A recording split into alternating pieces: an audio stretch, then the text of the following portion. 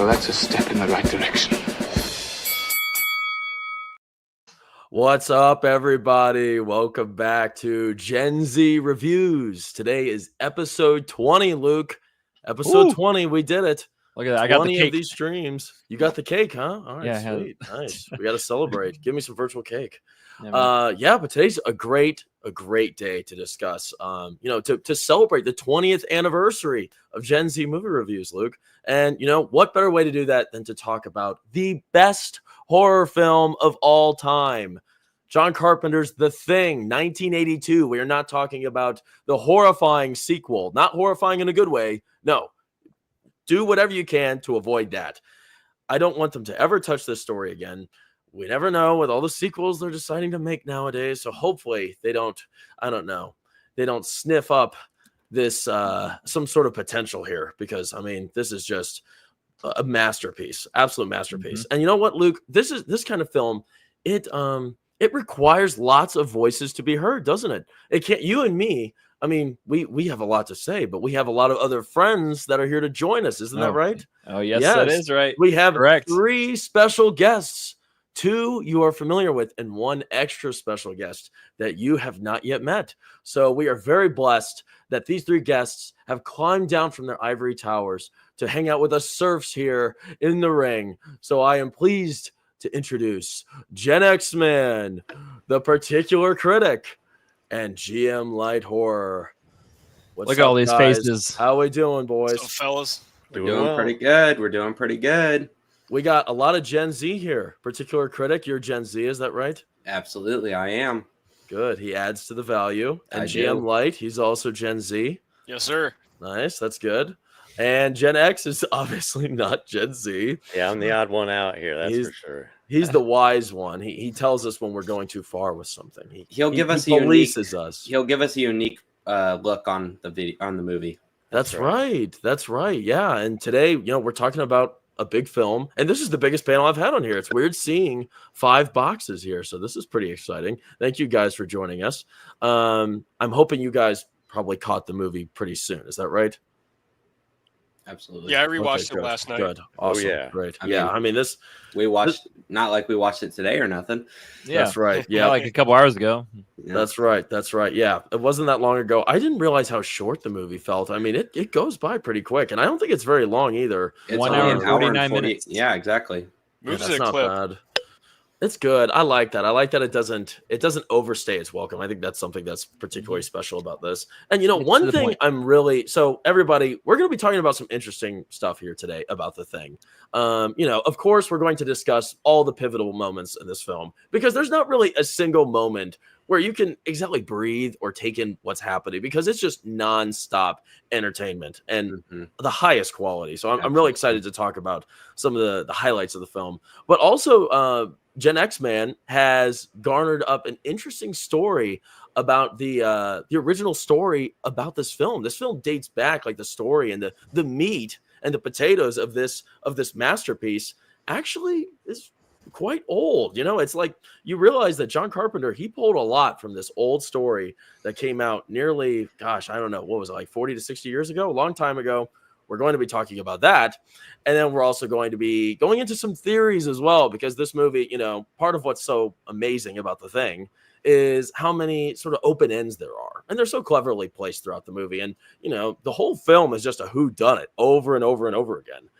And there's a few times where you just got to stop, take a breath, and think about it. So I think I'm pretty excited to get into that. Before we start talking about it, though, I want to set the scene for you guys real quick, because, it's so disappointing to me how many people in our generation aren't familiar with The Thing. Come on, guys. This is The Thing. It is the greatest horror film of all time.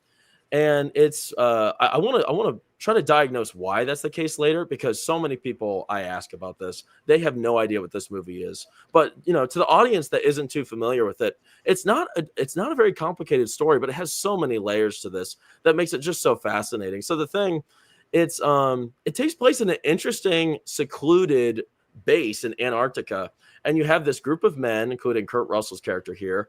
And it's a mix of guys. You have scientists. Kurt Russell here is a pilot. And they're doing some sort of research. They're conducting experiments out in the Antarctica. It's freezing cold out there, and everything seems to be going just fine in life. Everybody's happy, everybody's doing their job. It's not very interesting. And then all of a sudden, a Norwegian helicopter starts hurtling towards them. And there's these weird Norwegian dudes in there. And they are open firing at a running dog, a big old husky running in the snow. And the husky ends up invading the camp, and the Norwegians get killed. They end up kind of offing themselves, and then one of the main guys in the main cast, he ends up killing the other dude. And it turns out that this dog is not just some simple little dog.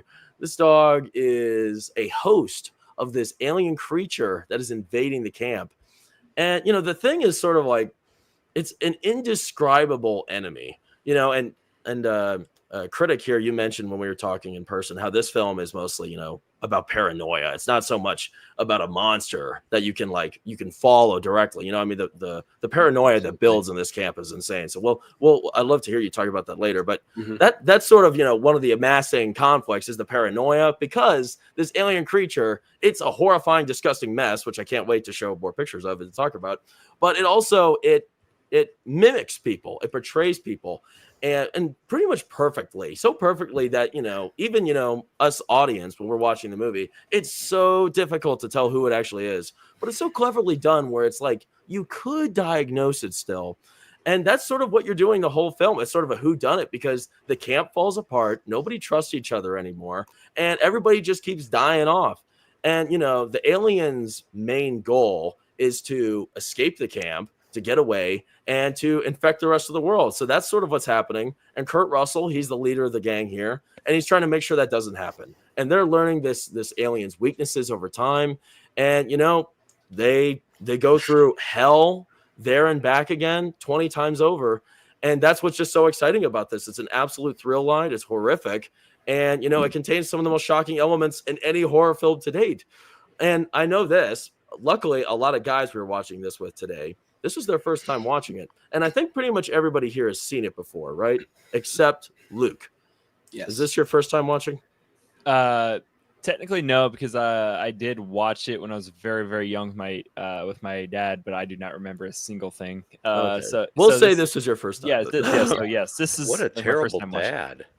Imagine growing up with he that. was disappointed when I told him this is my first time watching the thing, and first time. I think I've maybe seen it about 4 or 5 times, and about 3 of the 5 times have been with Box Office Brawlers. So that's right.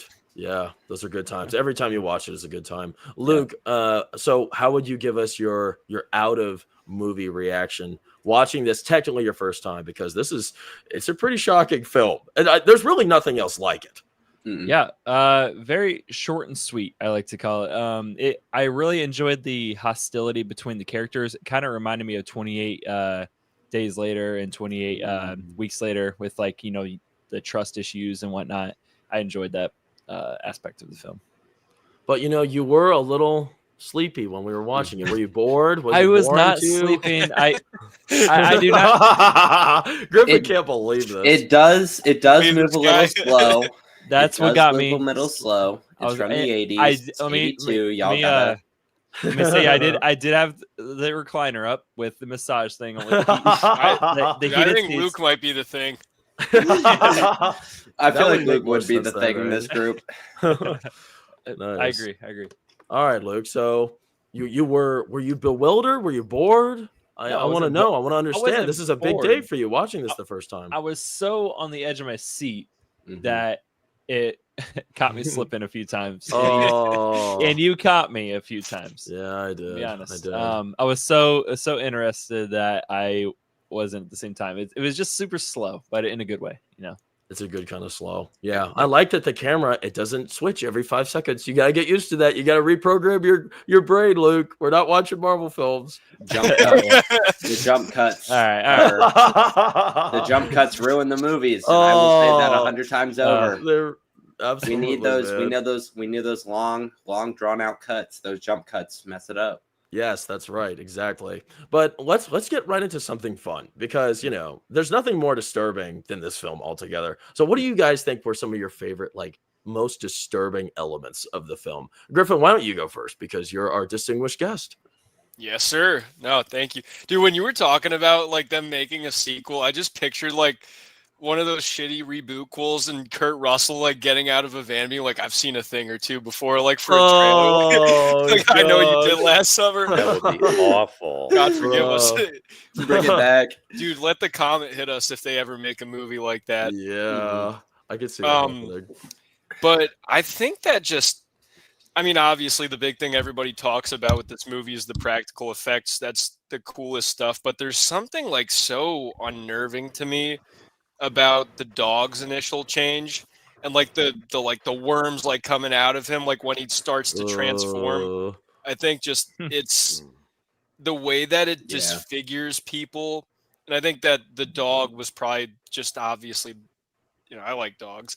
So, I think that the way it disfigures the dog is just so unnerving to me, and the way that you kind of see the way the biology of the thing kind of works is such a great introduction to showing the way it is, the way it works. And like I said, when you see the worms come out of it and they're going everywhere, it's just so messes with my head. It's disgusting. Gosh. Yeah, there's something like that. You make a great point. That was a great introduction into showing that this alien is evil. It is an evil alien beast. I mean, this is a villain. This isn't some harmless creature. I mean, because everybody likes dogs, of course. And that's like, they don't show that kind of stuff anymore. I mean, and I'm glad they don't, because I mean, that's one of those scenes that's just impossible to watch and seeing, the other poor dogs. That's one of the things that I really, not necessarily enjoy about the older movies, but I give them a lot of props, because nowadays the majority of horror movies, they don't hurt children and they don't hurt animals. And although that is a good thing, I do feel like it does give the watcher like a feeling of like uncomfortability or sadness or pain, and exactly what you're talking about. Yeah, I respect it when they really go there. Yeah. That reminds me that the scene with the dogs, and getting assimilated. Do you remember when the thing, we'll call it, sprays one of the other dogs? Yes, that part. That dog was actually getting sprayed by something, and it was sort of, uncomfortable with being sprayed. And I remember sort of vaguely thinking, I wonder if you could do that today. Even just something simple like that. Right? Even something simple like that. Would that pass whatever sensors are out there? Yeah, that's a good point. Gen X fan, did you watch this like a long time ago? I think I first saw it in college. Since I'm from Generation X, I'll confess that this came out when I was a young teen, and thank God my dad did not take me to see this. I probably wouldn't be here today. I'd be in a hospital somewhere. Yeah, I think so. I'm just staring at a wall, drooling or something. But I thought it was. No. Yeah. Even in college, I was pretty freaked out by it. This was one of those movies where I saw a clip of it on like Watch Mojo or something when I was a kid, and I was like, I'm never watching that movie. Oh, yeah, I know. I'm wondering if even like just showing this picture, like for whatever reason, will get the stream cut, because I mean, it's like you never know on here, man. It's like when I was looking up pictures for the thing, like most of it was like censored, and I had to like uncensor it. Yeah, it's strange, but yeah. Anybody else have any good disturbing moments that really stood out to you guys? Just the appearance of the thing. It reminded me. Let's see if you guys or the chat knows what I'm talking about. It reminded me of this one horror movie where it was like this blob-looking character, and it was like screaming, and it was destroying the hotel room, moving around. It looked a lot like The Thing, and that's all I could think about. I wish I knew. Practify, help me out here. I was trying, but anyway, just the look. It's so grotesque, and the practical effects are amazing. Like, you guys were not lying. Absolutely. So much better than CGI. I take that over CGI any day. And that is 1982. That is phenomenal. Yeah. That's good for this time of day. That's why the 2011 one's such an abomination. I haven't heard about that, and I do not want to know about it. I'm You a see it, huge Griffin? supporter in if a movie is perfect from the beginning, I have no interest in seeing a recreation of it because you're not gonna make it better. You're just gonna make it worse. Right. And we've seen that 100 times. We saw that in literally this year with the Final Destination new film. It is absolutely an abomination to the Final Destination series. Even though this Final Destination series isn't even that good, it's the idea that they tried to recreate it and it just does not work. And I just so You really weren't into it, huh? I've heard a lot of good things. It was I awful. liked it a lot. I really liked Bloodlines. Man. So I'm an old soul. music, What can I say? Brawler, do you still want to talk about disturbing scenes? Because I've got two. Yes, please. Yes, absolutely. So when I think back to like the first time I watched this, there were a couple of scenes that stuck with me all those years, and then of course, on repeated viewings, I remember seeing them. The first one that really bothered me was the fella who got assimilated inside and another character walked into the room and he was like wrapped with tentacles. Oh gosh, yeah. And then they chased him Oh, outside. dude. And and he's kneeling in the snow and he lets out that yell or scream. Oh, man. Oh, that bothered me so much. I mean, now it doesn't sound that eerie, but back in the day, I'll tell you what, that was new territory. Oh gosh. Yeah. You make the first part of that scene is really the most disgusting is when he's like, he's being wrapped up in something like weird like sausages or something. It's so gross. Like the ropes and vines. Oh, no offense, but the guy gives a creepy vibe alone. So it makes it. He was cool before, man. Don't hate. He didn't do nothing wrong. I honestly don't remember him before. I'm excited. So we're gonna get into the characters later because there was a few of these characters that I actually just completely forgot about, and he's kind of one of them, unfortunately. He is the main one that I forgot about, and it turns out like in a rewatch, it's like he actually has a lot of importance to the story, and yet I completely forgot about him. Yeah, that's a shame. I think somehow nobody. Well, somehow nobody's mentioned this, of course.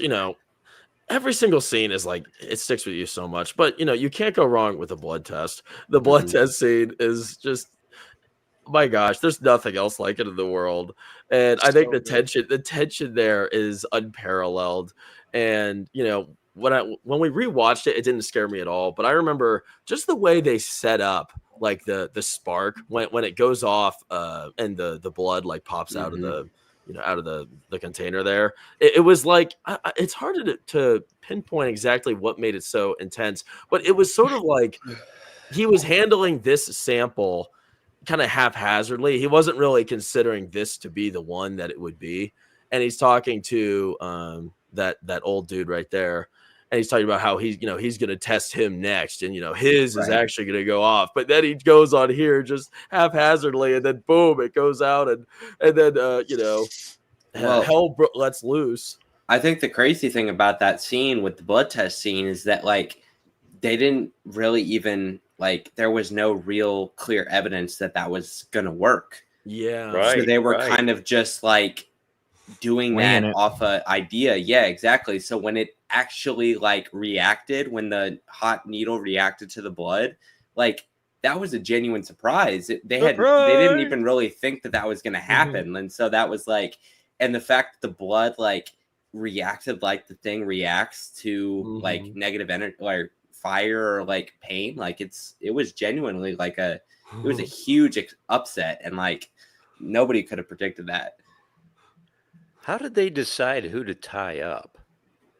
Because like half of them were tied up and the other ones were standing. Right. I think they tied up the old guy. Anybody remember his name? Gary. Yeah, they tied up Gary, the doctor, and then who was the other one? Well, I know they tied them up because they had access to the blood, which was Oh, that's right. That's right. And then I think Keith David, he was sort of he was tied up. I can't remember what his reason was. Oh, maybe they released him after wasn't everybody tied up until they were on. Yeah, like Kurt Russell just didn't trust anybody. That's right. Right. You're right. Like he tied everyone up until they were found not guilty, or you know what I mean? Like not not a monster, Not the thing. right? Yeah, I guess he didn't. Yeah, that's true. That's true. I guess he had his suspicions though. Are certain we talking about characters. the scene when they Well, were they all did tied lock up? him alone, like lock him in that room, and they accused him. So I'm Hmm. trying to remember what you guys are talking about. The scene they were all tied up. Doesn't something crazy happen when they're all tied up? Oh, You yeah. know? Oh yeah, duh. Well, because I Of don't course. remember them getting untied. We just forgot remember- to. It kind of just you were asleep at happens that point. it happens Oh. off screen. Well, did you actually miss that one, Luke? Yeah, I just remember because I remember. Oh, Are we man. spoiling at all? Yeah, of course. Okay, yeah, I remember. Everybody knows the I thing. remember the dude getting eaten, and I don't remember anything after that. Oh, wow. Were they just casually untying the people while the dude was being eaten? It happened off screen, I think. It was off screen. Yeah, Okay. it was off screen. They That didn't makes really sense show then. anybody get Okay. untied. Well, that's why I Yeah. don't know. That was like, that's one of the saddest parts too. Was I loved Windows. I thought he was. I don't know. There was a really likable value to him. I think what was so likable was McCready or Mac, Kurt Russell's character. He didn't really have many like actual like friends in this group. It didn't seem No. like, but Windows seemed like he was the friend. Mhm. He actually cared about him. Like everybody in this group besides Windows pretty much accused Kurt Russell's character McCready as like a suspect from the very beginning.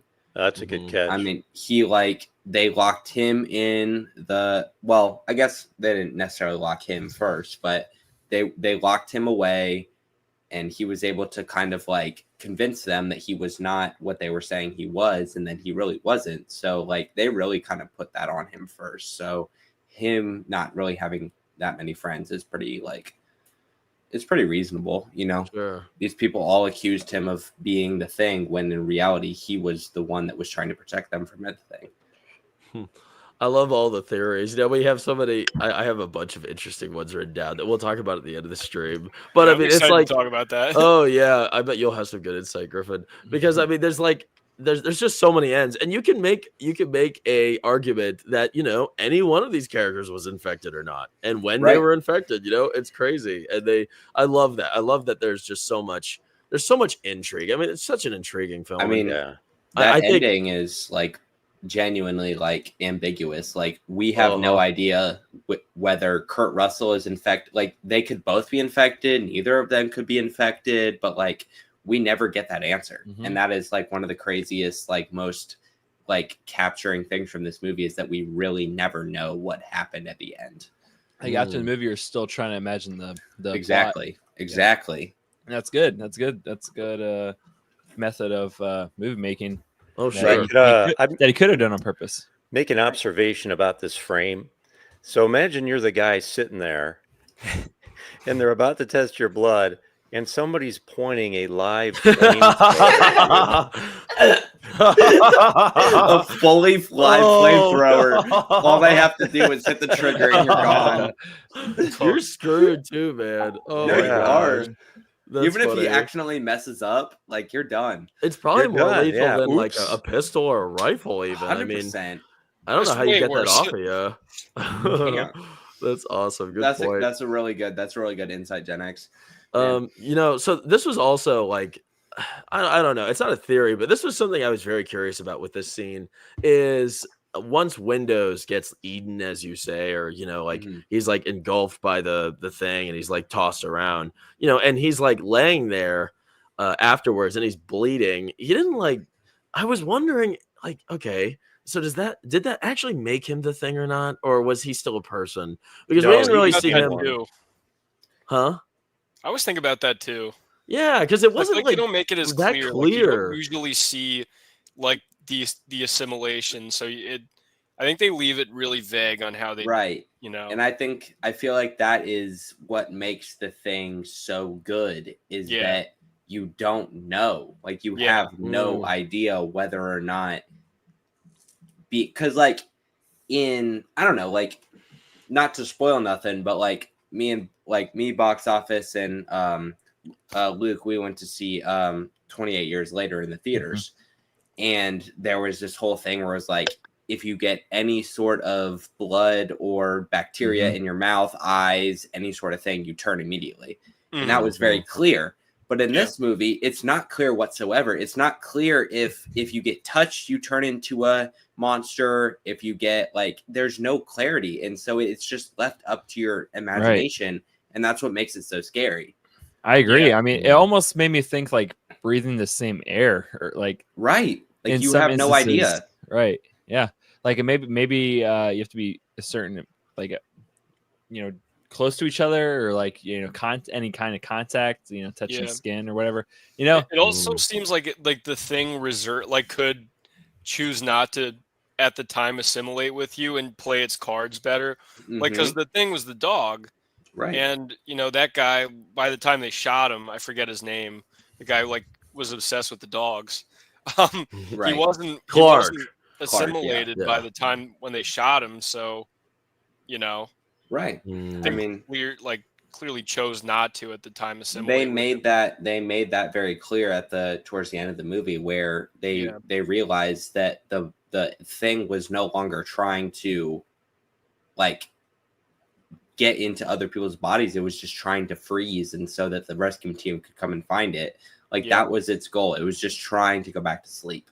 And so we can see that it really has like different like morals and different like things that it needs to attend to, and like It was all that actually is- smart. right. Yeah, definitely. I think I want to get into like some of our favorite character moments too, because I mean this is like just such an incredible cast, and I normally, yeah. I mean it's like it's such a contained film. It's all about these guys and like their own horrors going on in their minds. I think one of my favorite characters, and a lot of like disturbing elements come from this dude, and it's like most of the time it's just looking at him as a human and I see him as disturbing, is Wilford Brimley's Ooh, character. yeah. I think Yes. this That guy's a picture freak. too. Yeah, he's a Freaks. freak, man. The doc, yeah. He of course at the end when he actually is infected, Mhm. and he puts his hand and like absorbs the Mhm. other old dude, which is sad. Gary, I think that's what you Mhm. said. Yeah. But before that, I know Gen X Man, we've talked about the thing many times on our own, and we I think you and me have both discussed how like kind of mesmerizing and chilling the delivery is when he is in the shack and he's trying to convince Kurt Russell that he's better and that he's cool and that he should be let out. And Mhm. it's like, it's Yeah. so cool. It's like, it's kind of obvious that now he's infected, but it's like kind of pitiful and also like chilling to see him try to negotiate his way out of there. Mm-hmm. Yeah, I agree. fun.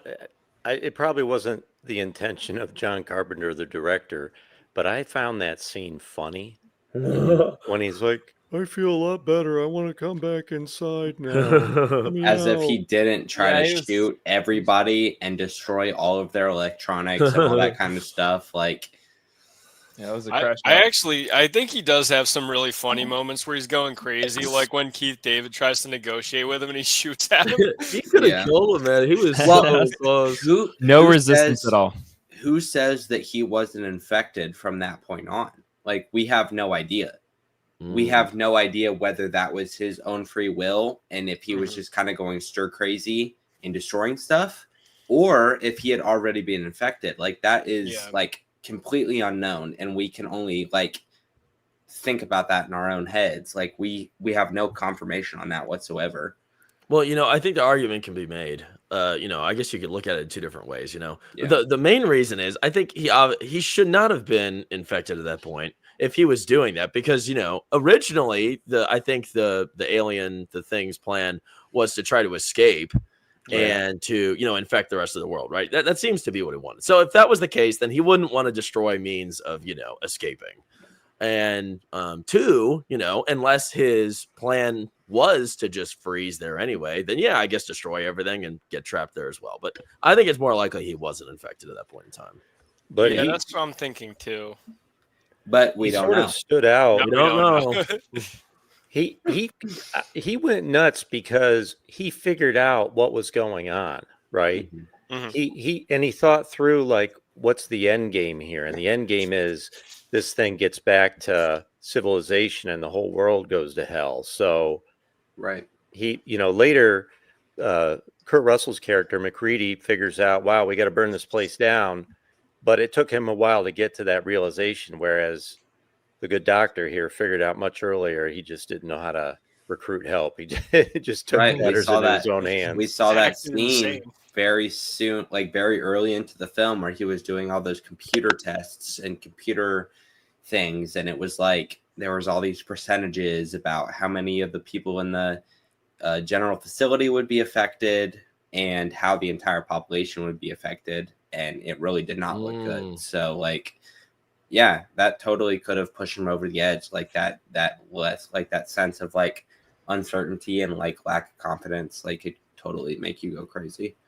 Those were some of the best moments. Like I really enjoyed watching him problem solve and put the pieces together, and watching him like, I don't know why it's like it's satisfying, but it's kind of satisfying watching him dissect the thing, decaying corpses. I don't know. I thought it was intriguing to me. I enjoyed watching that. And I think that just like every time he's around, there's like this eerie presence with him. And I think obviously it shifts. I think it's eerie in like I don't even know how to describe it, but it has just an awkward feeling because of, you know, the sense of discovery and how it's like a horrifying discovery at first. And then of course it goes into like an eerie sense of like desperation and like a concealed attempt to escape. But yeah, I loved him. He was definitely a highlight for me.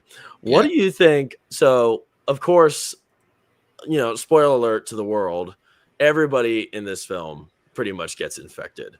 So I wanted to look at the cast because I love this. Oh yeah, isn't this so cool? Looking at I the love characters. this. Yeah, so I thought maybe we mentioned maybe a few of our favorite characters here, and also talk about like which of these characters were you especially surprised to see what happened to them, and to see that they actually got infected at a certain point in time. Maybe you didn't think that they were at that point in time either, and just going into that a little bit. I'm glad we have this key with the names. I desperately needed this. Yeah, poor Palmer. He's mentioned twice. Palmer and Palmer thing.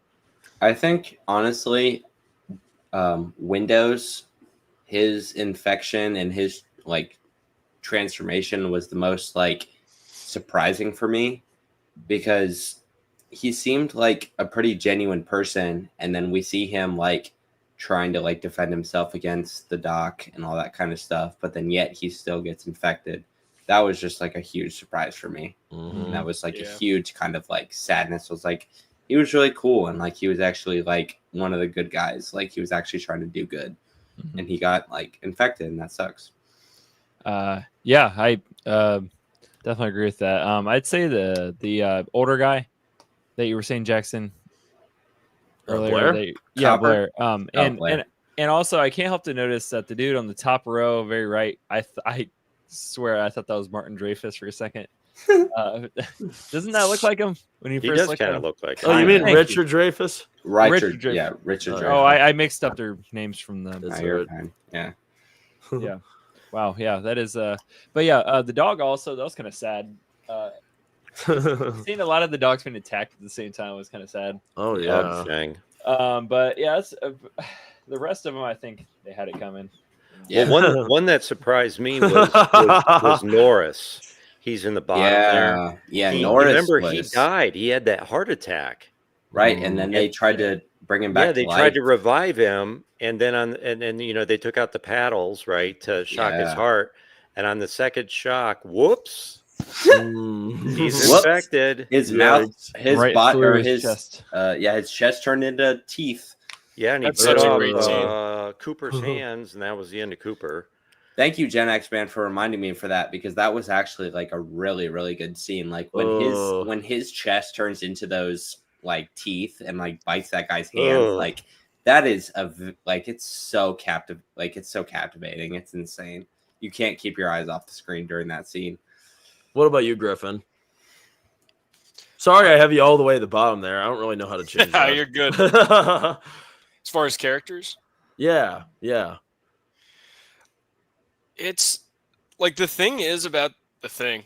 I was kind of basic, but like I think McCready's just a really badass character, and he's written in a way that I don't think they write characters more typically nowadays.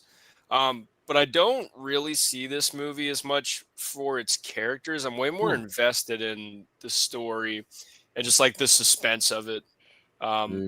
it's not really the characters that I gravitate towards this movie as much as I do just the scenarios that they get into and the paranoia and all that stuff, which is just so good. I would love to comment on that, but I'm not sure if this is the right time. I'm looking for Box Office Brawler to tell me if this is the right time to comment on the paranoia.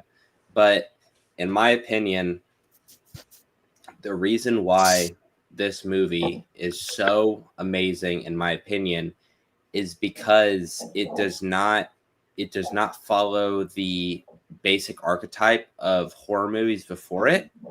Even with John Carpenter films, John Carpenter made Halloween, the original, in 1978. And of course, that's an amazing film with an amazing, amazing soundtrack and score and all that kind of stuff. But that movie was based on the idea that when you saw Michael Myers, you knew that he was going to do something.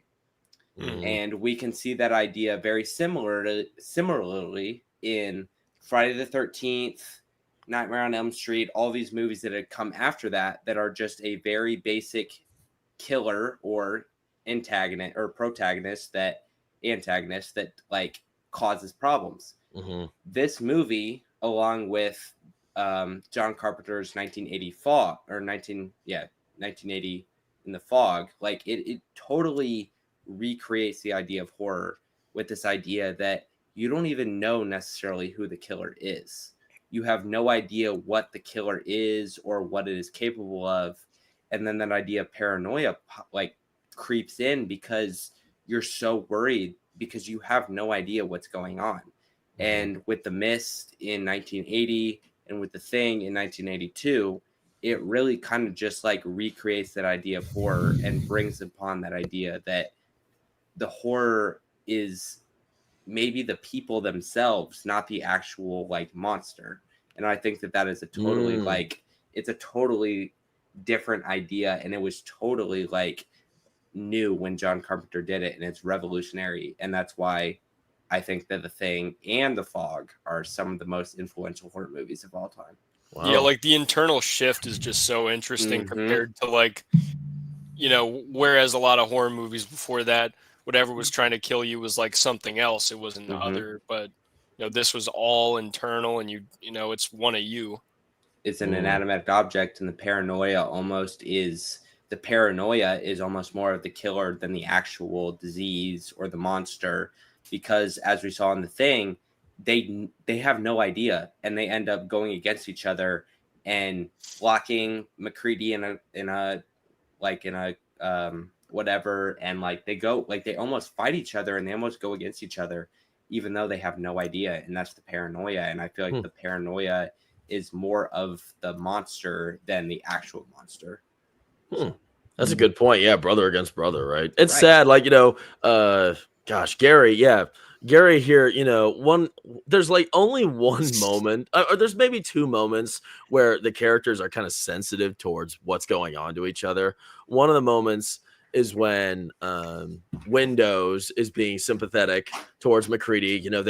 He's like, what if he's not, changed, and they're talking, everybody else is talking about roasting McCready once he comes in because they thought he was infected, right? He was the one that was being sympathetic. Another example was Gary was sympathetic when, what was it, Bennings died, or another one of these characters died. He was talking about how that was his friend, and why did that just happen? I'm sad. And he was like, there was only like two times where it was actually acknowledged that, these are like people that they've spent tons of time with. 10 years, he said, Gary spent with one of these guys. I'm pretty sure it was Bennings. Mm-hmm. And, it was like, that's a little bit of the heart. And it just quickly goes away because these guys really kind of got over it pretty fast. So good point. Particular critic. I want to get to the chat real quick. Sorry for taking so long, everybody. Thanks for joining us. 40 minutes in. But yeah, thanks for checking us out. King Kong 99. The Thing is fantastic. Like, share, and subscribe to these fancy ladies. Yeah. Ooh. Thanks, King Kong, for the shout out. Be sure to check out these guys. Check out GM Light Horror. Give them a thumbs up and subscribe. Thanks, King Kong. Please like the video as well and share with some people that like to hear our takes. So greatly appreciate it very much. King Kong is great taste. King Kong's pretty cool. Proctophile. What's up, guys? Hope you're doing well. What's up, Proctophile? Good to see you, Proctophile. man. Thanks for joining us. Cass Styles. Woo! Hey, guys. Oh, yeah, Proctophile. Damn, full house tonight. I know, full house, man. Got the whole team here. We'll have to Let's get see. Proctophile on one of these streams sometime. Oh, I need to watch still. I'll watch it on Thursday. Wow, she hasn't seen this. Man, this is a good one. Mhm. Disappointing. That's right, man. Oh, Proctophile. How's it going, Luke? I see you looking over here. Yeah, he caught me glancing in the chat. You're checking out Proctophile, huh? Nice. Yeah, can't resist. Around the felt, GM Light fanboy here. How y'all doing? That's my buddy's sports podcast. Oh, cool. Doing I pretty like good. his Sports title there. podcast. That's cool. Nice, man. He's peeping you. Oh, Paul from Off the Cover. Yo, what's up, Paul? What's up, man? Hey, Paul. Thanks for joining us, Paul. Good to see you, man. Paul. Looking forward to next Thursday. I think that's next Thursday. Thirsty Thursdays. I like About the time, podcast. Paul. About time. Oh, give Luke a break. He's a little sleepy. Oh, He what was do a you- little sleepy today during our Yeah, long watch. day, man. He Long had day. the recliner all the way up. He had Yeah. the massage going. He was out. Yeah. Let's see here. Guilty as charged. Proctophile. Historically, the movie business has done a lot of terrible things to animals. It's come a long way since Homeward Bound. Hey, Yeah. okay, Proctophile gets it. See, You're that, absolutely right. that was yeah. a sad movie. You know that title? I love that movie. Hurts, that movie hurts my soul down to the Yes, deep I because they Is it a did the- horror film? no. It's Oh, these no. dogs go on an adventure. They get lost from their owners. You know, they're It narrating hurts. voices, so you can. I'm going to be completely honest. Is there like a I've- bad history with the production of that movie? Well, there was Oh boy. there was some neglect with the animals, but we don't have to talk about that. That's sad. Yes. Yeah, I don't know anything about it. Huh. It's good. It's a great movie. Maybe Gen Z should review it. Griffin If- can come back. He'll give us Good the family text. film. Gosh. All right, let's see. Gord King on another stream, but hail to the chat and panel, and hail to the greatest horror movie of all time. The Respectable. Thing. Yes, sir. Hey, Gord King. We appreciate you, Gord. Gord King. That's a right. good- that's a good idea. That's a Oh, good point. look who's here. Wilkie's Movies and Music. Yeah, Hey, Wilkie. all. I had a great stream with him last week. If you want to check it out, we talked for almost 3 hours about physical media. Wow. It was fun. A lot of fun. I liked his style. He's got a good delivery method. Oh, he does. Yeah, he's real chill. Takes it easy. It's real chill, casual. It's nice. It's like talking to your barber. No, it was not the Blob remake. Blob remake. I can't remember what it was called. It's not the Nude Blob remake. though. gamer. Something Nope. nude.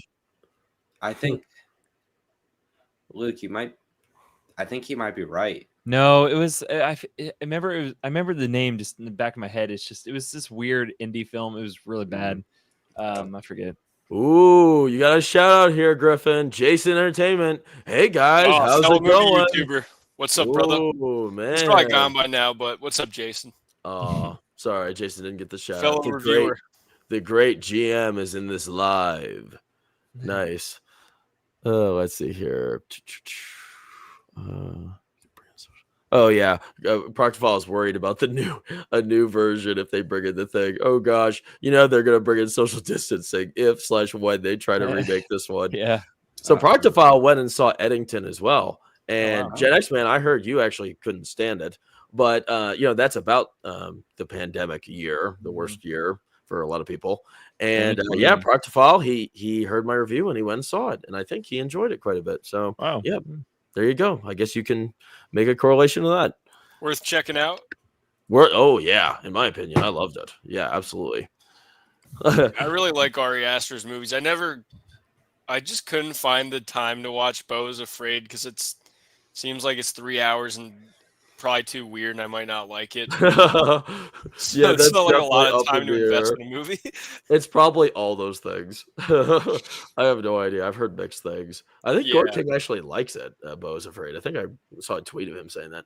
But Gord King, you guys really want to save those crazy Swedes? I think they kept didn't they think they were Norwegian. Swedish. Yeah, I There think were they thought they were Norwegians. Swedish. Yeah. Oh, that's funny. Nice, man. Cool. Well, let's move on. You know, Well, hold on, real quick. I just want to respond to Proctophile's Homeward Bound scene. Very sad, yes. Because there was about a dozen animals that died making that movie. wow. Because they geez. just used regular animals, untrained animals, to perform in those scenes, and they ended up dying. It was like, even though it's like a heartwarming movie, it's like one of the most like It's pretty dark. Built on horrible blood. movies in making that That can ever change like existed. so many people's like Mhm. perspective of the film. Mhm. It could change mine. So Absolutely. I might That not want it to rewatch changed this. mine. I loved that movie as a child, and then I realized that, Hmm. and then I learned that they killed a bunch of animals making it, and I was Dang. just like, this is not. Wow, yeah, That's sad. Anyhow, Dang. All right, man. Yeah. Well, Gen X Man, I think you have a little treat prepared for us today. Do you want to tell everybody what you prepared? Ooh. I will indeed. Yeah. So I had heard about the background of this movie and that it was rooted in a story called "Who Goes There," and that this was an old story. So in preparation for our stream here, I looked into the background of it, and I'll tell you a little bit about the original story. And here we are. We have some slides prepared. So Who Goes There was originally published in a pulp fiction novel, if you will, a periodical called Astounding Science Fiction. And this was one of several stories in this particular issue that came out in August of 1938. So that's, quite a while ago. And it was actually the publisher of Astounding Science Fiction that wrote the story, but he chose to use a different name, I guess, just to make it sound like, yeah, I've got a lot of guys working for me or something. But it was just him. And in the 50s, the story Who Goes There got published as its own book. And you can find both of these on eBay, and you're going to pay handsomely for them because they're collector's items now. But I didn't have a chance to read the whole story, so I asked our friendly chat bot. I like Grok, and I asked it, "Hey, could you summarize the story for me?"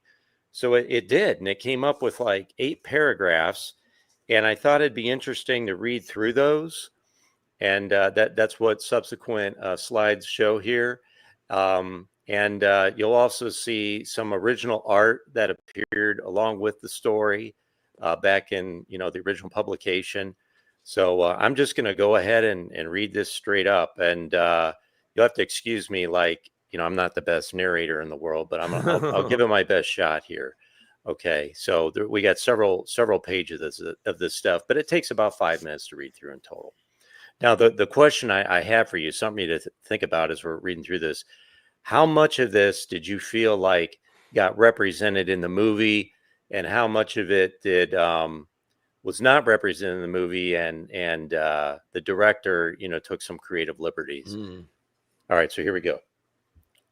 A scientific expedition at an Antarctic research station, referred to as Big Magnet, discovers an alien spaceship buried in the ice, estimated to have crashed 20 million years ago. The team, led by Commander Gary and second in command McCready, attempt to excavate the ship using thermite explosives, but accidentally destroy it due to the ship's magnesium-based hull igniting. The team Well, this is interesting so far, if you don't mind me interjecting. Yeah, I mean, that's sort of like that discovery was made by the Norwegians, right? Yep. Yeah, but it's funny that they have the names already. There you go. You got Gary Yeah. and you have McCready. That's crazy. Yeah, that's right. The team recovers a frozen alien corpse from the ice near the ship. The creature is described as grotesque, with 3 red eyes and blue worm-like hair, evoking unease among the crew. Despite some objections, particularly from the biologist Blair, who warns against thawing it, the scientists decide to bring the creature back to the camp for study, believing it to be a significant scientific find, which of course it is. The team thaws the alien, which unexpectedly revives. It's revealed to be a shape-shifting entity with telepathic abilities, capable of perfectly imitating any organism it consumes, including humans and animals. The creature escapes after being thawed, raising immediate alarm among the crew. Wow. The Oh, realization interesting. that the thing can mimic humans and animals sows distrust among the 37-man man. crew. That's a lot of people. That's Yeah. a lot more. Anyone. That would have been interesting if there was like that many dudes in this place. Yeah, that'd be a lot of people to track. I feel like if they made a new version of the thing, if they remade it, I feel like they would do that just so they would have to be, they'd have to make it as epic and big as possible. And then you'd see the thing, screw up all 37 of these dudes. They'd have to try to make it as flamboyant and effect heavy as possible. I could totally see them doing that. Mm-hmm. Anyone could be the alien in disguise as it absorbs and replicates its victims' forms and memories. The isolated setting amplifies the paranoia, as the men know that if the thing escapes Antarctica, it could threaten all life on Earth. Key characters, including McReady, Blair, Dr. Cooper, and Norris, debate how to identify and stop the creature. Blair, the biologist, becomes increasingly unhinged, fearing the thing's potential to wipe out humanity. He argues for extreme measures, even suggesting the destruction of the camp to prevent the creature's escape. The crew, concerned about his mental state, locks him in an isolated shed with bolts on the door for safety. This decision later proves problematic. The crew devises tests to determine who is human. One scientist, Dr. Cooper, suggests a blood serum test, theorizing that human blood might react differently when mixed with the things. However, the test fails. The thing's blood can mimic human blood perfectly. Later, McReady develops a more effective test, the hot needle test, based on the idea that each cell of the thing is an independent organism capable of reacting to stimuli.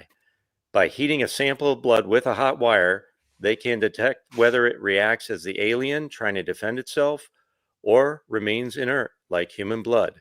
The test works. Wow, this is crazy. It It's is so uncanny. weird. This is insane. And I love these pictures. You're showing this before the stream started. It's insane how much they've pulled from this. I mean, there you go, right Yeah. there. Look, blood test. That's crazy. Oh my gosh, that's awesome. But there are like small differences, obviously, but Yeah.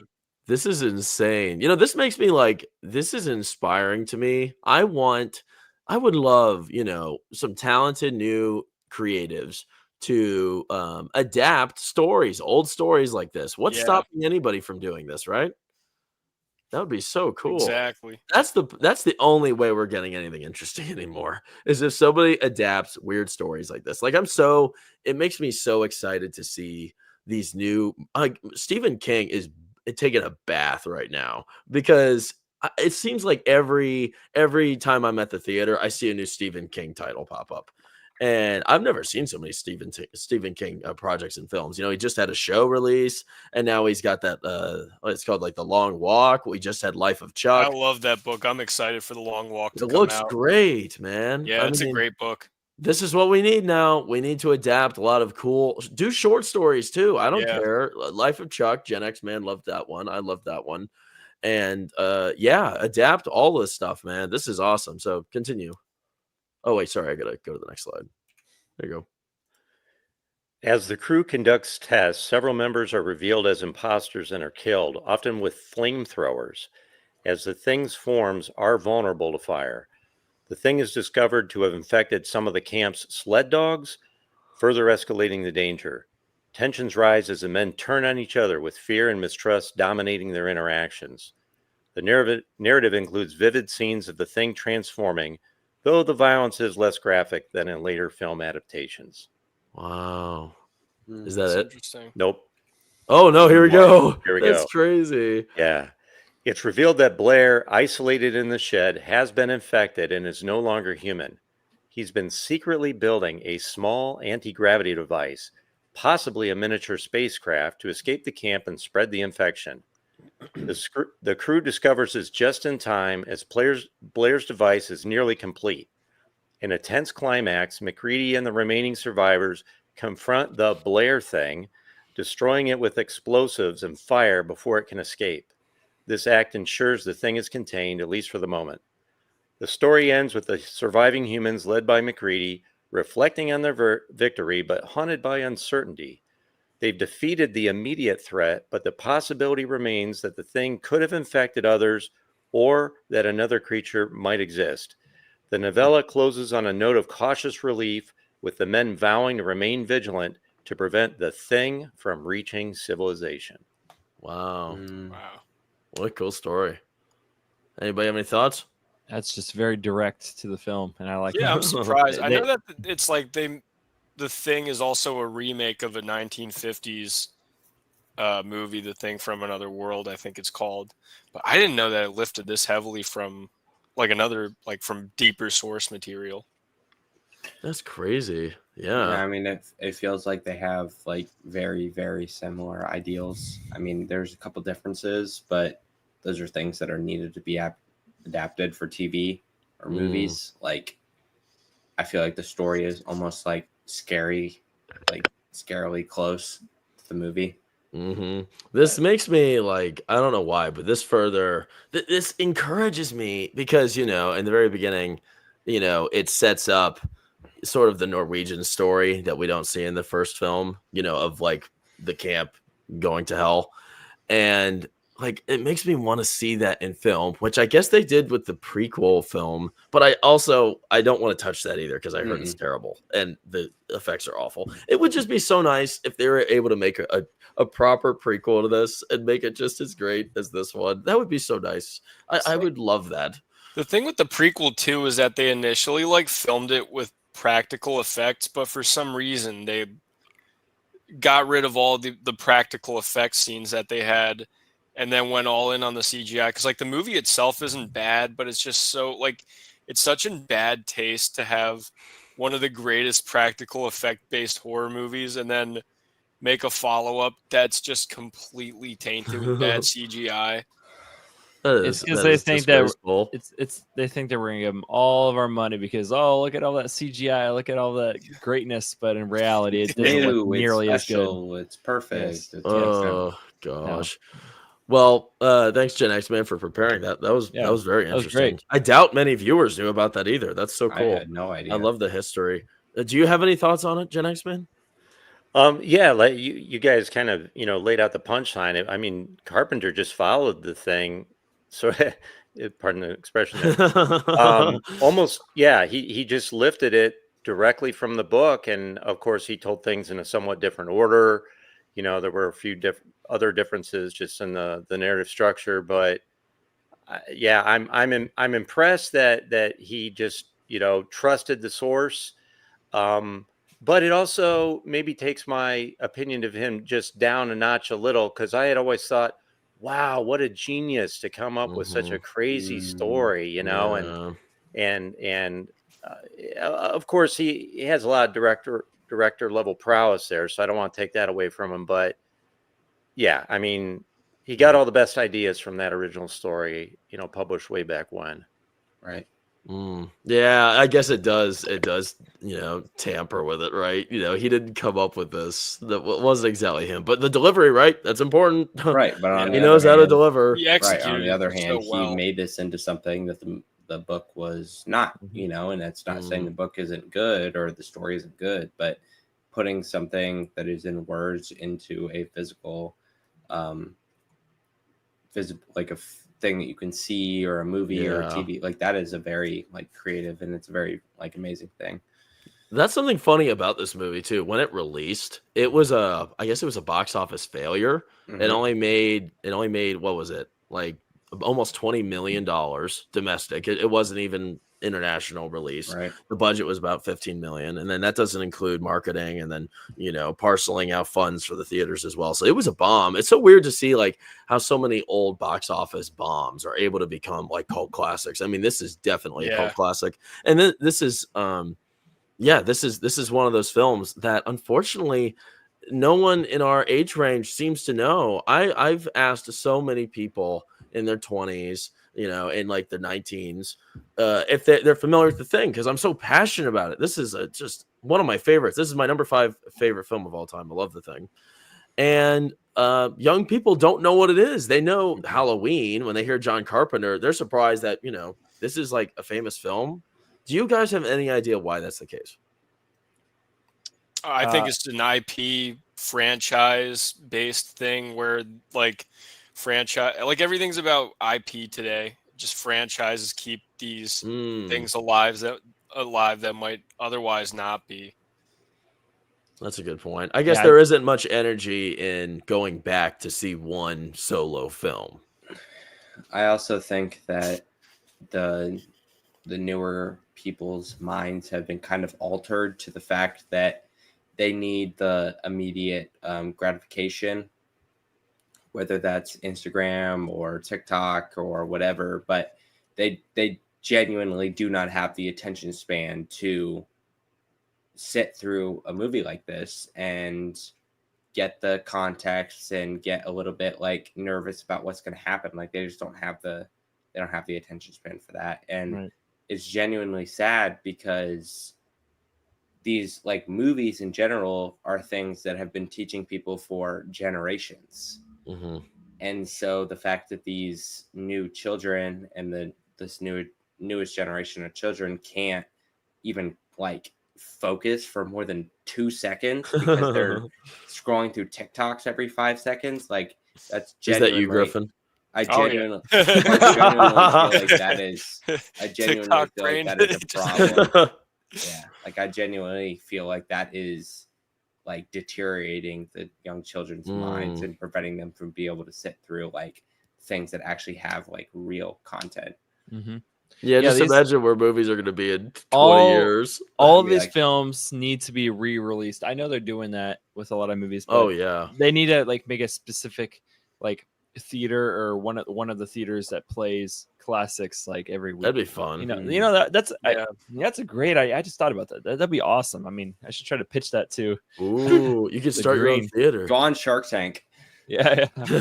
There you go. There you go. Yeah, good luck with that one, man. I wish. I think you're right. It's great that they are re-releasing the old films. Yeah, but they I should am do very it weekly. curious because Critic, I remember you and me at an older movie night. We watched Texas Chainsaw Massacre, and even you. I mean, it's hard to like screw you up. Disturbing. We were so screwed up after watching that first one. That movie's awesome. The whole dinner Oh, scene, the whole It's dinner table scene. awesome. It's an awesome movie, but it's also very like it's just very unsettling. You have Yeah. you can't even really comprehend what's going on, and it just makes you really uncomfortable. Oh like- gosh.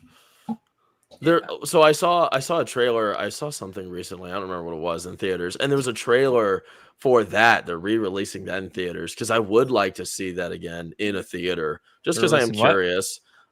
Texas Chainsaw Massacre. Yeah, the that's what I first saw. one. Yeah, I saw that. But in you know theaters. what? I've checked the app several times, and it won't pop up. So I They don't know if already they're did it. actually doing it. They already What? did it. Yeah, they did it like probably 5 or 6 months ago. Okay, no. Well, I just saw an ad for it at the theater. Oh, okay. Like a week ago. So I guess they're bringing it back. But It's worth it. Yeah, in the I'd be theaters. curious in checking that out. But what do you guys, before we get into the deep theories about the thing, what do you guys think makes this such a cult classic? Because it's, to younger people, it's not very well known. But to a lot of people, in Gen X and millennials, this is the shit. So what do you guys, what makes it that way? Well, I feel like it's you first. Oh yeah, I mean, I'm just in my opinion, I think what makes the thing so such a cult classic movie and such a great movie in general is the relationship between John Carpenter and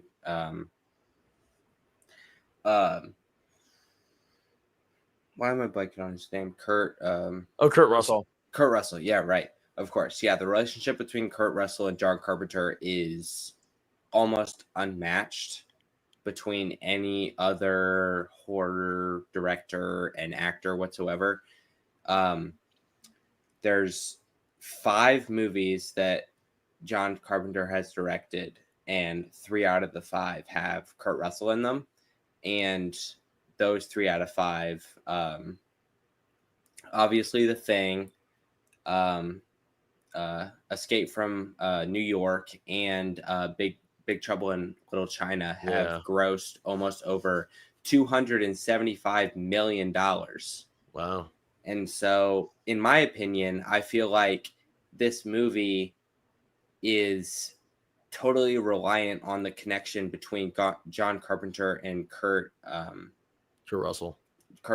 Because Kurt Russell is obviously an amazing actor, and obviously John Carpenter is an amazing director, but I feel like they just have this chemistry together where they're able to kind of just, Kurt Russell is already such a great actor, and with the direction and the creativity of John Carpenter and all the other extra things with the sound design and the like practical effects and all that kind of stuff, like I genuinely feel like neither of them, like if either of them would have not been in this film, it would not have been as generational as it is now. Like they have to work together. Good pair. When they work together, they are the most unique, and they're very unique, and they're not like any other couple or director couple, actor couple that have ever existed. They're a cute couple. Well, yeah. That's not what I'm saying, but you know, all in all. No. I like that. That's a good point. The relationship between the two of them is completely unmatched, and I've never seen a director and an actor connect so much. That is good hand in hand. Yeah, I mean, you want to go, Luke?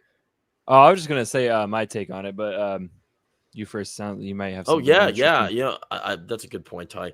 You know, the direction. I like the direction of that. You know, it's like, you know, I was thinking of like Tarantino. Like, who are his big ones, right? You have the main girl, Kill Bill. Yeah, Samuel Jackson, Uma Thurman.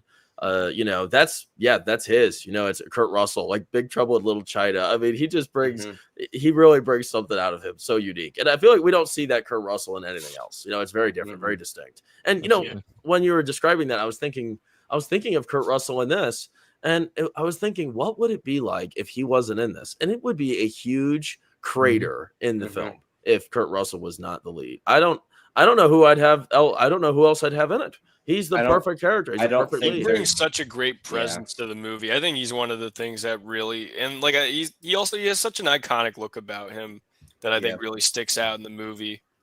Something like funny you know about when it. you see the stills, like you know that this is the thing. Oh yeah, exactly. Yeah, just simple things, you know, like this. Like this is one of the coolest shots ever, right? Yeah. So distinct. And then, you know, you're talking about how he looks. I immediately thought of his hat, you know, his sombrero. And I was thinking, you know, the practicality of this sombrero would be, it's so bright out because it's snowy that, you know, you would have the big like visor thing over here, but that's like folded up. So it's literally useless. I love how he admitted, like, we're gonna die tonight, fellas, but he still took the hat with him in the next scene, like towards the end of the movie when they're like, I thought that was so badass. Die, like he lit off like right at the end of the movie when he like literally the end where he's sitting with the other guy, like they're about to die and they're just freezing or whatever. Like he lights all the dynamite in the site or whatever and lights the entire site on fire, and there's this like huge cloud of flames and smoke and everything, and then the next scene you see him walking out of that smoke and flames completely unharmed. His hat is completely fine, it's just hanging behind his back. That was like the most badass scene ever. It was so cool. That's sweet. What were you gonna say, Luke? Why I think that this is such a notorious and cult classic. Yeah.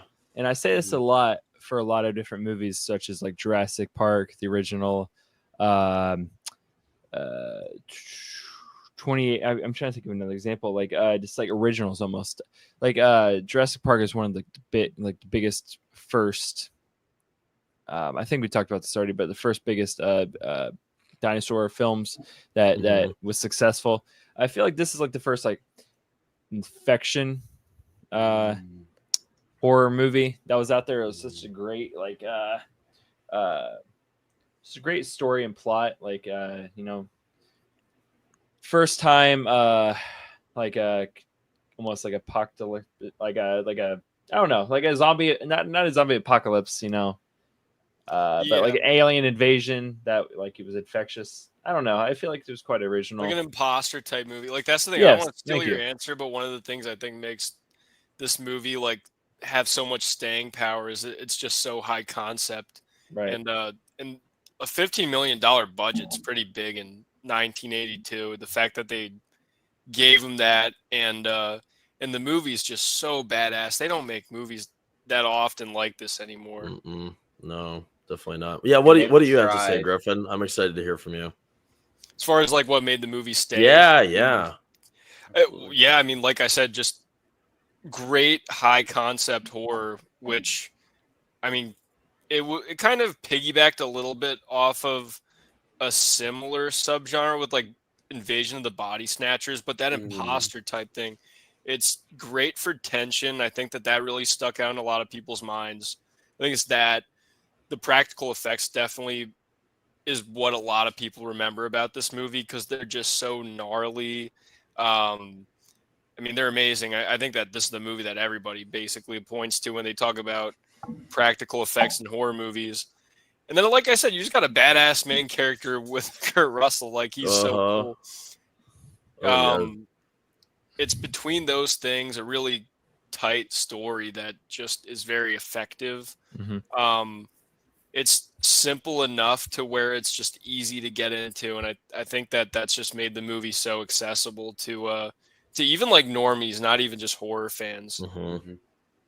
I feel like I feel like exactly in the same boat. Like, I feel like if I was a person who had never seen a horror movie ever, and I saw The Thing, I would understand, like, okay, I kind of understand what this like genre is, and like I totally agree that it's a very good movie for people who are like interested in horror, but also just very new and have really no idea what it's supposed to be like. Like, it's so much of a standalone. It's like unlike really anything else, right? Absolutely. It's real quick, different. I like number 6. I don't know this guy. What's up, man? Thanks for joining us. Is Gen X man really Gen X? I was born in 78. Carpenter and Russell was such a great combination. Kurt is great. Lol. I could answer that Gen question. X man, where you at? Yeah, answer the question. I am his elder by 10 years. Oh man. Come on, number 6. Nice try. He's definitely Gen X. Nice try, man. Cool. Thanks for joining us. Yeah, well, why don't we start getting into these theories? Because I think that's something that's just so exciting about this. And let's just go to the first and most obvious one right off the bat. At the very end, of course, who did you think was infected? I mean, it obviously kind of points. It seems pretty clear that it is Keith David Childs on the left. But I've also seen some arguments made that Kurt Russell might have actually gotten infected as well, and that he might have been playing it off even earlier on in the film. Do you guys have any thoughts about this? I would have never thought that Kurt Russell was infected, honestly. I mean, I can't really remember a time when there was an idea of him being infected, at least. There was, there was potential when he was, when they like all accused him, but he did also test. But he also could have manufactured him testing his own blood, right? Maybe. But I don't know. True. Yeah, I think it was after watching this again much more recently. It's clear that Childs, played by Keith David, that he was separate from the other guys for a significant period of time. So I think if you're a careful viewer, you realize, yeah, he's infected, and it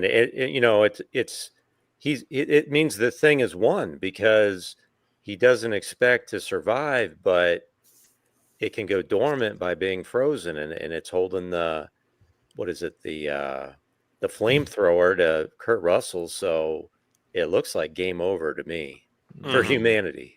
Yeah, I don't know how anybody debates against that. It just seems so clear that Keith David, that it's him. How is it not Childs? That's what I always just He stumbled off. He's been gone the whole time. And some interesting points I read, which I think are so interesting, and I paid close attention, was in this scene, it's, ice cold out, and Kurt Russell, as he's speaking, a bunch of like, misty exhaust exudes out of his mouth, obviously, because there's heat or whatever, right? And Keith David doesn't exude any. He just talks, and it's just flat. Nothing comes out. That's gotta mean something. One of the biggest implications that he is actually the Thing, and I've seen that so many times that says that he's not actually exerting any of that cold air from his mouth, and that implies that he is not a human, because Yeah. humans need to release that cold air or else they'll freeze and they'll die. But Oh, sure. Yeah. him, where the monster, he wants to do that. So that's perfect for him. And so, So he can just I freeze. think that is like very, very obvious and very insinuated that he is obviously, and of course, like you said, he was gone for like a good amount of time. So like, what was he doing? Yeah. Also, I Right. think I loved reading this too. And I think it has to be the case watching it again. I read about this. I took some notes just from my own recollection and looked up some stuff. But Kurt Russell, he just got done blowing up the big thing, and he's probably got some explosives and maybe a Molotov on his side as well. And he, when he's laying here next to Childs, he offers him a drink and then he drinks it. And then once he drinks it, he grins. And I guess the theory is that was actually a Molotov and it was gasoline inside. And he grins after he takes a swig from it. I think Like a that is way so to test 'em? interesting. Yeah. I mean, that's perfect. Well, that's an interesting theory. Isn't that crazy? Whoa. I'd love that. I mean, that sounds like something he'd do. Yeah, that's That's actually a really crazy. smart theory. But the thing is, we never see them use Molotovs, do we? Well, do we? Oh, they use a lot of explosives, but I guess I think. I don't- Yeah, I guess it's not necessarily implied that they're Molotovs, but like, Why would he even have a drink on him? I mean, that's a weird thing to just have. When he's the drinking world the is whole movie. ending. he Yeah, I is, guess. Yeah, he's I don't know. I'm having a beer right now. Yeah, Griffin's Uh, taking it easy. so Can my- I pipe in here with a comment? I think Kurt Russell's last line is like one of the best end lines I've heard in a movie. Oh man. Yeah. Where Child says, what do we do now? And Kurt Russell says, we'll just let's wait a just while. hang around for a little while and see what happens. Oh man. Yeah. Oh gosh. It's like Because chilling, kind of. you're like, not, in a cool way. you can't, like, there's no waiting around. Yeah. Like, both Kurt Russell and Childs are going to die. Yep. Like, that is a fact. Like, that is not up to like interpretation. Yeah, Like, they are that's sad. both going to die. And so that idea that Kurt Russell says, well, I guess we'll just wait around here for a little while, is like almost ironic, Yeah. because they're not going to be able to wait around there for very long. They're going to freeze to death. They're going to die. Then they know there's no way out, and yet he still says that line. And so I totally agree with Gen X, man. Like, that is very, very personal. It's very, very important. It might be one of the most important parts of the entire movie. Interesting. Yeah, I'd say so. I think another one, this isn't even like a big theory, but this is something I want us to talk about because I'm so interested and curious. So one of the most mysterious deaths, and unfortunately I don't have a picture directly of him, is Fuchs when he dies. Like, they don't explore his death very much at all.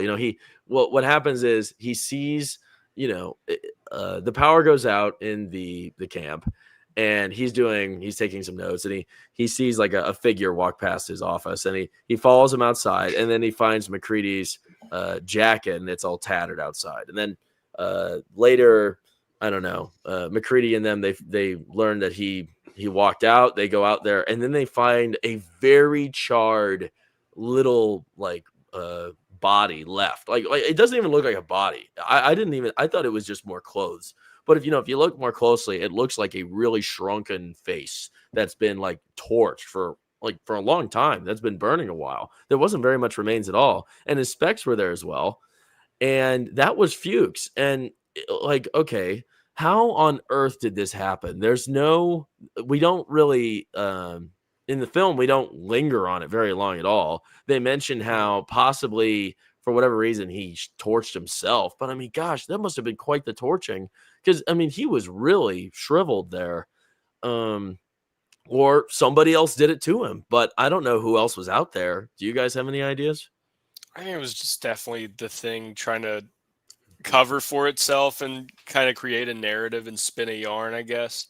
That's kind of how I saw it. But I thought he just folded and couldn't take the pressure and went, berserk. I mean, that's what I think the intention was.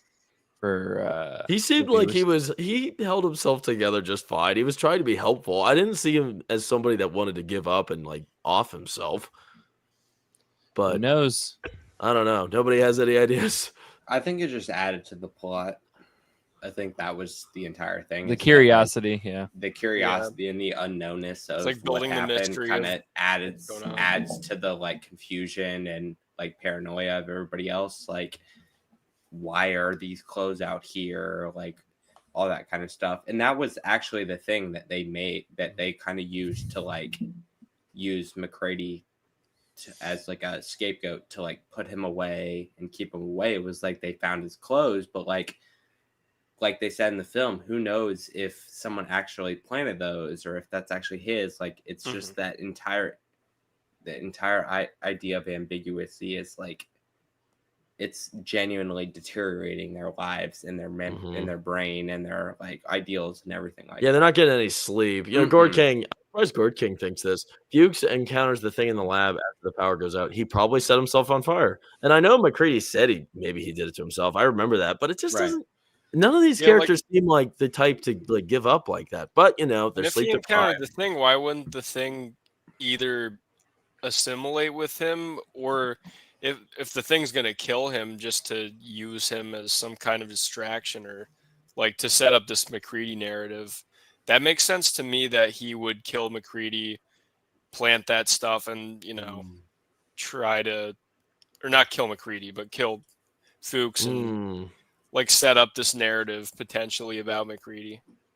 Yeah. Okay. I mean, he's Hey, can trying I to keep propose a himself safe. question? Yeah, For the please. group, you know that you've got all these different characters on the screen, and we see some for long periods, others for not very long. Who do you identify with the most? Like, if you were in this situation, which of these characters do you think you might be? The dog. The dog. Yikes. Poor guy. That's not a good one. One of the dogs. I think I'm Palmer Thing on the bottom right. Oh, poor Jackson. What, the dope head guy? Yeah. Conspiracy minded? Yeah, definitely. Nah, I think I'd probably be Windows. Windows or McCready. I'd like to be McCready. I think Palmer for me, because Definitely Palmer the whole time, well, no, but like the whole time he was very unsure, and he was like not necessarily accusing people, but just like he was very unsure of who was safe and who was not. And I feel like the other people on the team did not have that same like feeling of fear. And so in my idea, like, I feel like you need to have that idea of fear and like kind of try to keep yourself safe. So I would definitely be Palmer, 100%. Wow. All right. You know, I'd go for Bennings. I feel like I'd be the one to trick somebody, just be an ass. Like like the You suck. you know, at in times like when there's no, You suck. no hope for anything, just be like, oh, what's up? I could see you wrapped up in those weird like sausage cords.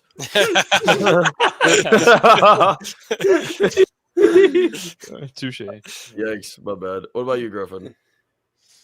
I don't know. I think what's Nowls? Oh, Knowles. Knowles? Yeah, I He's don't know. not very I think, interesting. Not much goes on with him. I don't know. I think that I would just kind of sit back and just kind of watch what people do and just kind of go along. I'd probably be easily manipulated by the group. Try not to participate. You know, Yeah. a careful watcher from All right, afar. well. That's fair. What about you, Gen X man? Who do you think you'd be? Well, yeah, I'd want to be McCready, but I'm not. I think you're Blair. Yeah, I think kind of like Blair. I'd be paranoid and work behind the scenes like Fuchs. Mm-hmm. And if I were in a leadership position, I think I would fall apart like Gary did, where he was supposed to be the leader of all of them, but he didn't know what to do, and he never really rose to the challenge of those unique circumstances. So I can identify with that. I think he also stepped down as leader because he wanted to just be transparent, and he didn't want people to be worried because he had some connections to some of the issues that were unfolding. But yeah, that's a good point. No. I definitely see you as Blair, not the evil Blair. Let's see. This is Well, I also an look like him, interesting don't I? theory. Yeah, you look just like him. No, thankfully not. You're not Wilford Brimley, which is so sad because Wilford Brimley, this dude, he was at a convention, a horror convention that I think I went to, but I saw him there and I didn't know who he was because I hadn't seen the thing at that point. And now Ugh. he's dead. Great. It stinks. We lost could your have met chance. him. I know. It would have been so cool. Real shame. But yeah. Embarrassing. Same for a lot of thing actors. A lot of those thing actors used to go to the conventions we went to, and I didn't know any better. And now I haven't seen them since. So that's how it works. But back to the topic. Another theory that's interesting that I've heard was that this whole blood work experience here was kind of like made up, and it didn't exactly. It could have been the thing could have manipulated it. Like the thing, it's able to. I think it's able to control its variables in whatever way it wants, right? And clearly, that's also another one of the theories I kind of want to talk about is, throughout the movie, it's not exactly clear if it's like, when one thing splits from another thing, if it's the same consciousness or not, right? Or Like it's a like, hive mind. yeah, right? Because Right. if that's the case, then if Child's here, he gives his blood and he cuts the blood, then the blood is probably another organism at that point. And then if it reacts, that could be different. You know what I mean? So do you guys have any thoughts about that?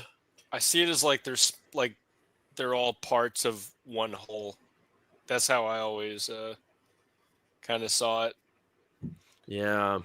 I feel like they all and they said in the movie, like they need to have enough time to like fully develop into the clones and whatsoever. But in the film, we don't really see them having, besides the doc who like messes the guy's face up in the basement or whatever, like we really do not see someone like fully like a thing fully mimicking another human.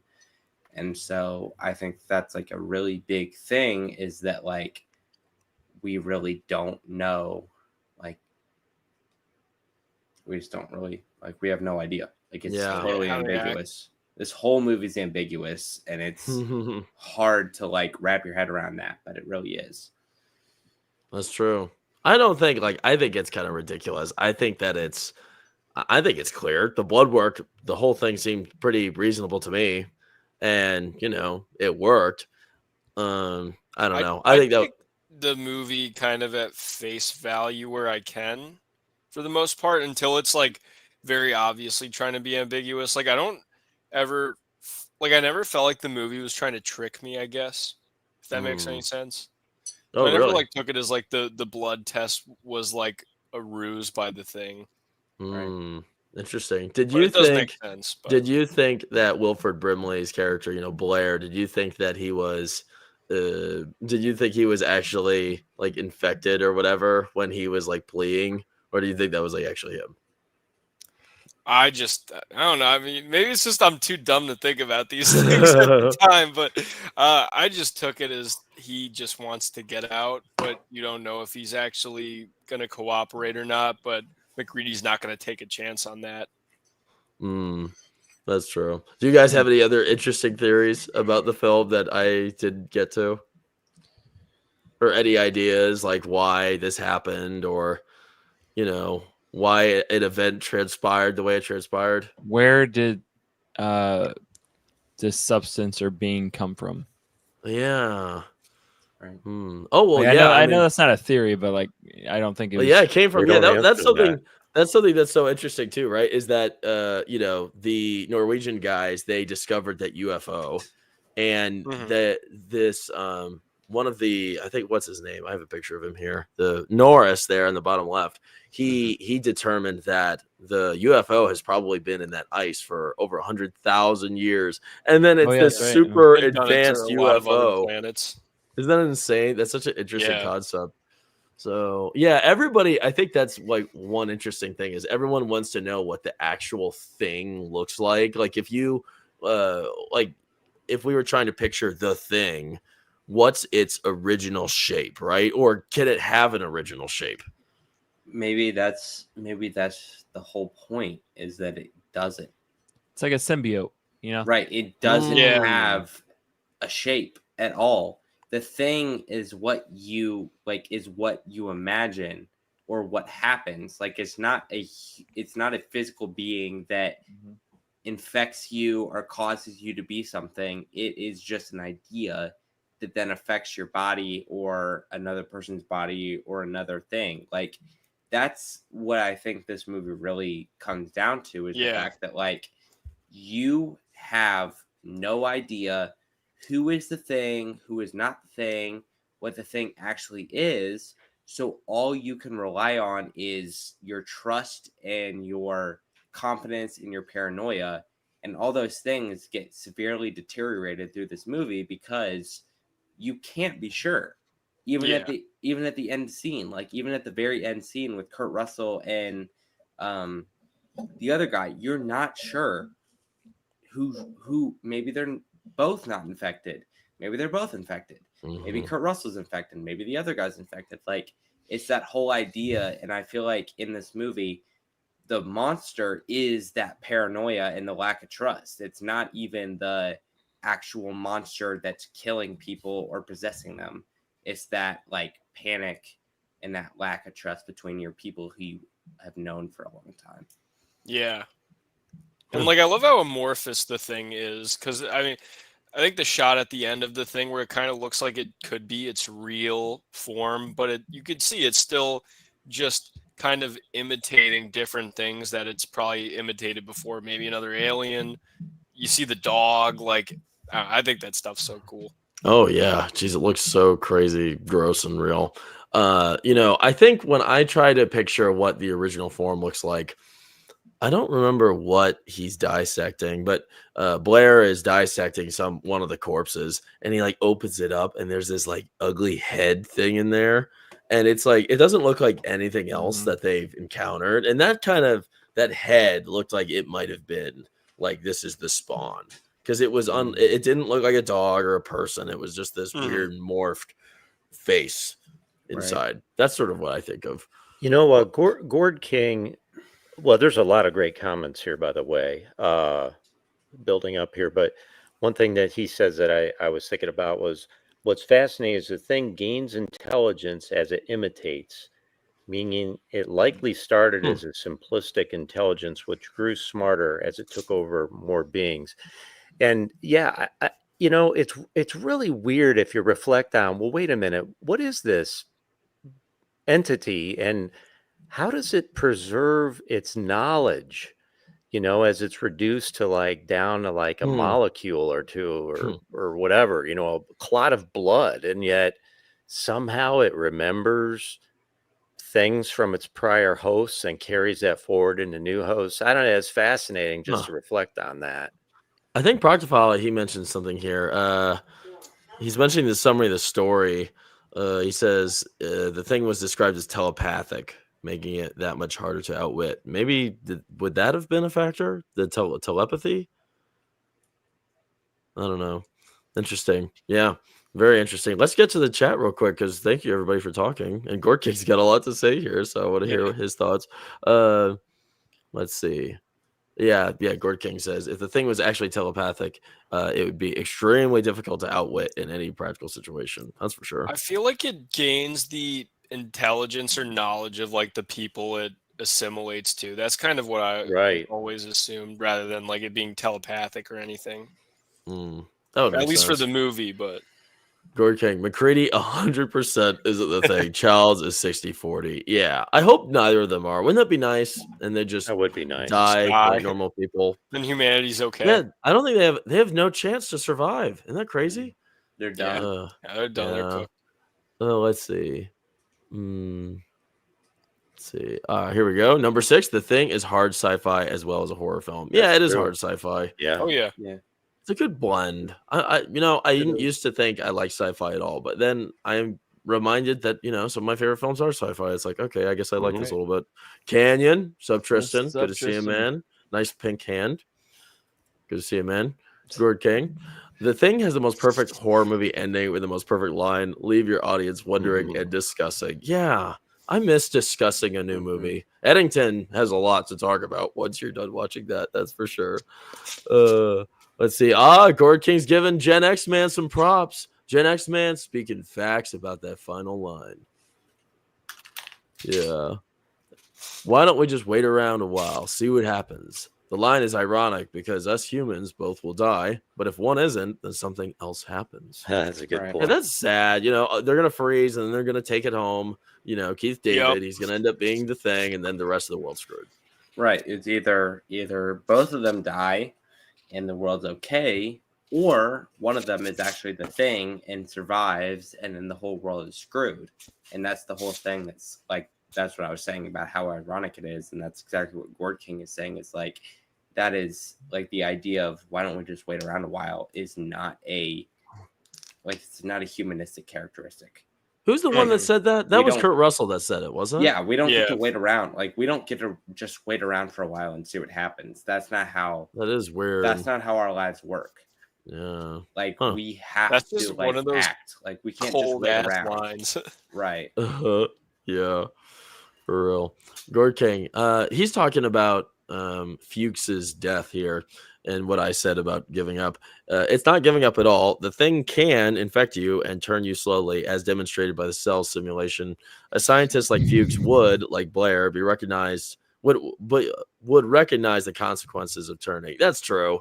Yeah. I guess it's a nice sacrificial thing he could do. Smarter than everybody else. He understands the possibilities and the pain that could happen if he doesn't. I wonder if they could when you're being consumed or transforming, I wonder if they have enough of their own faculties where they can do that. And I'm screwed. I better just do this. Here we go. Gord King. My theory is Fuchs probably was injured somehow in the encounter and feared he'd turn slowly. He ended his life. That's a good theory. That makes more sense than anything else. Kind of But I just don't understand. His corpse was it looks like it's been burning for hours. right. So strange. Yeah, Knowles does have one of the funniest lines. Maybe we at war with Norway. That's a good one. Maybe he's right. Gord King, I think the blood work theory is dumb and it's easily debunked. Yeah, I think it's dumb too, but that's what I've heard. Let's see. All right, yeah, and then Gord King's talking about he didn't think Blair was infected until he was isolated. I think by the time he's asking to come back in, he's turned. Yeah, he's got to be. Makes you wonder, though. Yeah, he's a smart guy. You'd think he'd be more level-headed otherwise. Number 6. The Thing is a cautionary tale to tell us to be quiet in the universe. This is why Voyager 1 and 2 was a mistake. What is that? Is that Star Trek? Gen X Man? No, those were satellites that we sent out, and I don't know space, if it's yeah. one or both that have now drifted beyond the bounds of our solar system. Oh. And are going through interstellar space. So yeah, in the first Star Trek Someone movie, we don't want finding us. yeah, that's what happened in the first Star Trek movie. Is some higher alien intelligence finds that satellite Voyager, and anyway, that's what propels that intelligence to seek out human life in the movie. Oh, interesting. Well, good call, number 6. Then last but not least, TGV Monsters. Up, man. This movie was heavily influenced by a Lovecraft story, Mountains of Madness. Okay, so there's another one. Jeez, that's interesting. All kinds of influence. Great. Well, I think that's pretty much it for us today, guys. We almost talked for an hour and 40 minutes about The Thing. Made a great time. I appreciate all my wonderful guests here. Be sure to check out GM Light Horror on YouTube and give him a subscribe and hit the notifications bell. That makes a big difference. And make sure to keep up with his content. He liked the new Superman. That's a little disappointing. Griffin, That's okay. 2 points for you. That's Woo-hoo. okay. That's okay. We all have silly takes sometimes. Can't It's all all be right, man. perfect. I'm glad you enjoyed it. Man. But yeah, be sure to check out his content. And if you liked what we had to say today, please make sure to leave us a thumbs up and subscribe to the channel and hit the notifications bell as well, because that makes a big difference. And we appreciate you guys. And we had a great time talking. And well,